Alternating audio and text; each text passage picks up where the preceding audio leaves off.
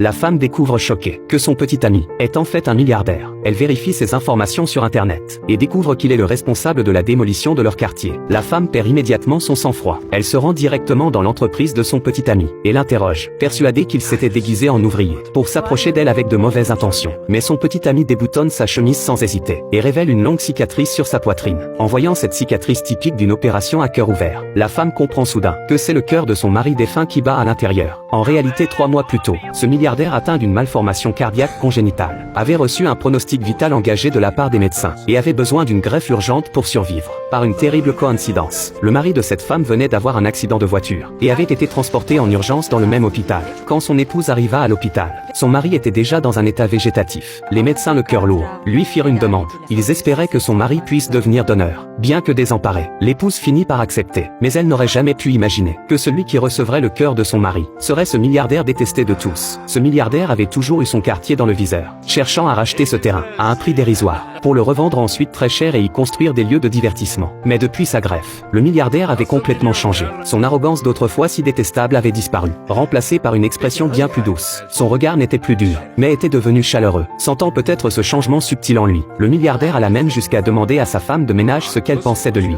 Un raro.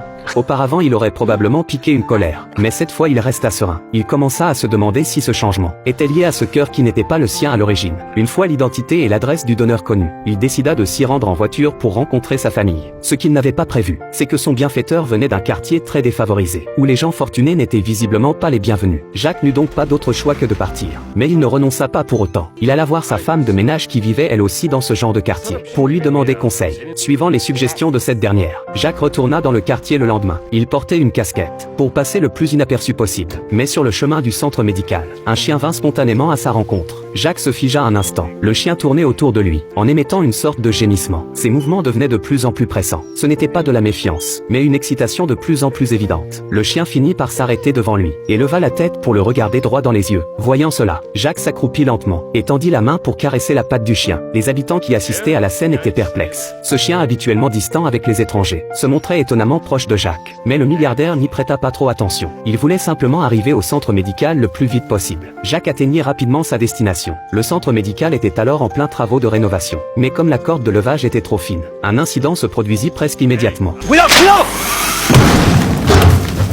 Heureusement, rien de grave n'arriva. Mais en observant ces ouvriers peu expérimentés, Jacques ne put s'empêcher de leur demander pourquoi ils faisaient ces travaux. En réalité, ces gens modestes, pour résister au rachat à bas prix de leur quartier par les riches, avaient décidé de rénover ensemble le centre médical du quartier, afin d'inciter davantage de personnes à se mobiliser. Si plus de la moitié des votants s'opposaient au projet, les habitants pourraient avoir une chance de continuer à vivre ici. Jacques lui aussi trouva cela injuste pour les habitants, estimant qu'on ne devrait pas s'enrichir sur le dos des plus pauvres, sans savoir qu'il était lui-même le principal responsable de ce projet de démolition. Quand Jacques apprit que les ouvriers manquaient de main-d'œuvre, il fut animé par un sentiment inexplicable de devoir, et proposa spontanément son aide, se disant prêt à travailler gratuitement. La femme le regarda alors avec un air de surprise. Après une longue journée de travail, Jacques s'apprêtait à rentrer chez lui, quand il croisa à nouveau cette femme. Par une drôle de coïncidence, le chien qui s'était montré si affectueux avec lui le matin, était justement l'animal de compagnie de cette femme. Les deux échangèrent quelques mots avec familiarité. Apprenant que Jacques s'était perdu, elle demanda gentiment à son fils de lui montrer le chemin. En chemin, Jacques chercha discrètement à en savoir plus sur le père du garçon. La réponse de l'enfant le laissa sans voix. La date à laquelle son père avait eu son accident correspondait exactement à celle de sa propre greffe cardiaque. En repensant au comportement du chien, Jacques en était maintenant certain. Ce garçon était le fils de son donneur de cœur. Le soir, Jacques se mit à regarder de vieux enregistrements de lui-même. En voyant son ancien mode de vie luxueux, il se sentit comme étranger à lui-même, comme s'il n'était pas en train de revoir son propre passé, mais d'observer un inconnu portant simplement la même apparence que lui. C'est alors qu'il décida de dire adieu à cet homme hypocrite qu'il avait été, pour partir à la recherche de son vrai moi. Voyant Jacques se comporter de façon si inhabituelle, son ami remarqua que quelque chose clochait, apprenant que Jacques s'opposait désormais au projet de démolition. Cet ami, qui était lui-même actionnaire, paniqua immédiatement, et tenta de le faire revenir à la raison. Après tout, c'était lui le plus grand bénéficiaire de ce projet. Mais quoi que dise son ami pour le convaincre, Jacques ne changea pas d'avis. Le lendemain, Jacques emprunta un pick-up.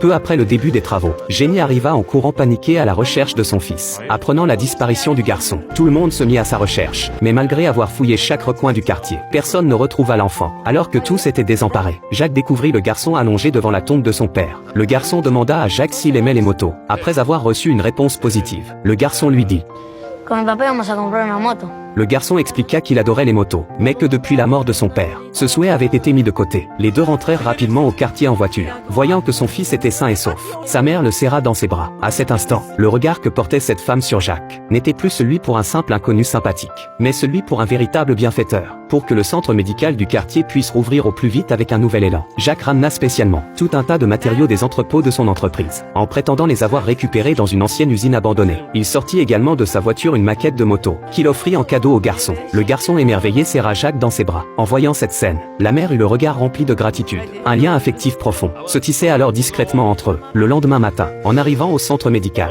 Jacques découvrit que celui-ci avait été vandalisé. Tout le monde était furieux. Seul Jacques resta parfaitement calme et proposa d'organiser un système de tours de garde pour éviter que cela ne se reproduise. Lors de la répartition des groupes de garde, Jacques et Jenny se retrouvèrent justement ensemble. L'un d'eux dut partir plus tôt pour une urgence, les laissant tous les deux seuls dans l'habitacle exigu. Dans ce silence pesant, une certaine tension s'installa. Après un moment d'hésitation, Jenny lui demanda où il habitait, apprenant que Jacques vivait très loin d'ici. Elle ne put s'empêcher de s'interroger.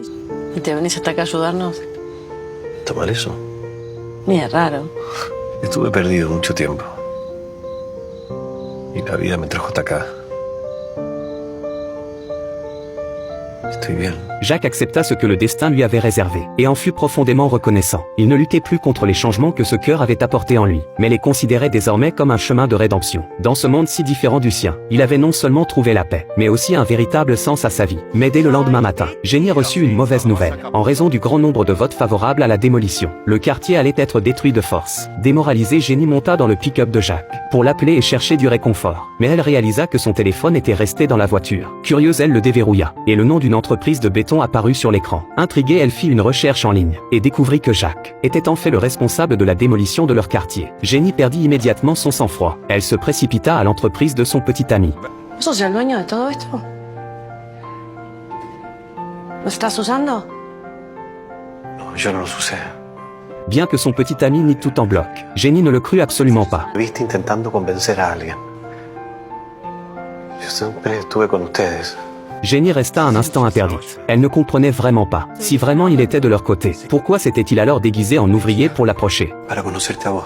Voyant que Jenny ne saisissait pas le sens de ses paroles, l'instant suivant, il déboutonna directement sa chemise, révélant la cicatrice sur sa poitrine. En voyant cette cicatrice, Jenny comprit soudain que c'était le cœur de son mari. Cette prise de conscience provoqua en elle un déchirement intérieur et un sentiment d'impuissance immense. Des émotions complexes et contradictoires s'en mêlaient et la tiraillaient violemment de l'intérieur. Très vite, les ouvriers chargés de la démolition arrivèrent les uns après les autres dans le quartier. Le vrombissement strident des machines résonnait comme un conte à rebours du destin, frappant le cœur de chaque habitant. Sans hésiter, Jenny prit les devants. Elle rassembla rapidement tout le monde, et tous se tinrent par la main formant un mur humain serré. Ils n'abandonneraient pas leur quartier si facilement. C'est alors que le maire apparut, et s'avança lentement vers eux, apportant une nouvelle totalement inattendue. Esos camiones y esa gente no vinieron a echarlos. Vinieron a construir y a mejorar el barrio. Ce dénouement inattendu fit éclater des applaudissements parmi la foule. Au même moment, Jacques descendit lui aussi de sa voiture. La foule en le voyant arriver se mit en colère, jusqu'à ce que le maire leur explique que c'était grâce aux efforts de Jacques qu'il pouvait profiter gratuitement de tous ces avantages. Pour ne pas décevoir les efforts constants de tous ces gens, il avait travaillé jour et nuit pour concevoir le réaménagement du quartier. Et c'était précisément grâce à sa détermination et à ses efforts que le projet de démolition avait pu être stoppé, permettant ainsi de préserver le foyer de tous. En apprenant la vérité, les habitants commencèrent à changer d'avis et finirent par lui pardonner. Quand tout le monde se fut dispersé, au centre de la place désormais vide, ne restait plus que Jacques et Jenny. Jenny leva la main et posa sa paume sur son cœur. Elle finit par faire un choix courageux, celui d'accepter ce destin à la fois complexe et entier, celui d'accueillir cet homme qui, malgré son passé, lui appartenait désormais bien plus encore au présent. L'histoire se termine ici. Likez et abonnez-vous. Le prochain épisode sera encore plus passionnant.